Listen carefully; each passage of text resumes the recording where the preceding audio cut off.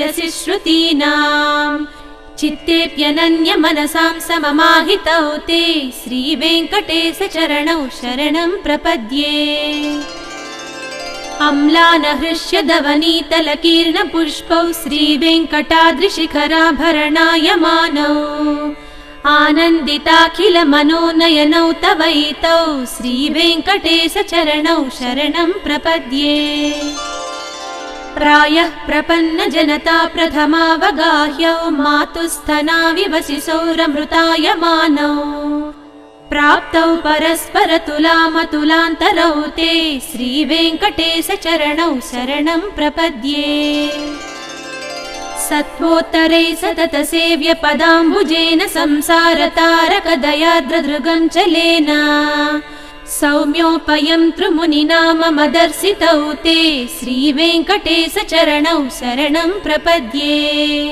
सत्त्वोत्तरै सततसेव्यपदाम्बुजेन संसारतारकदयार्द्रदृगं चलेन सौम्योपयन्तृमुनिना मम दर्शितौ ते श्रीवेङ्कटेशचरणौ शरणं प्रपद्ये। श्रीसश्रिया घटिकया त्वदुपाय भावे प्राप्ये त्वयि स्वयमुपेयतया स्फुरन्त्या नित्याश्रिताय निरवद्य गुणाय तुभ्यं स्यां किङ्करो वृषगिरीश न जातु मह्यम्। श्रीसश्रिया घटिकया त्वदुपाय भावे प्राप्ये त्वयि स्वयमुपेयतया स्फुरन्त्या नित्याश्रिताय निरवद्य गुणाय तुभ्यं स्यां किङ्करो वृषगिरीश न जातु मह्यम्।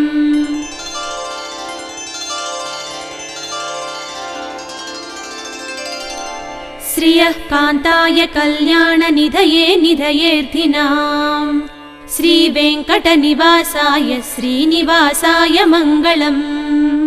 श्रियः कान्ताय कल्याणनिधये निधयेऽर्थिनाम् श्रीवेङ्कटनिवासाय श्रीनिवासाय मङ्गलम्।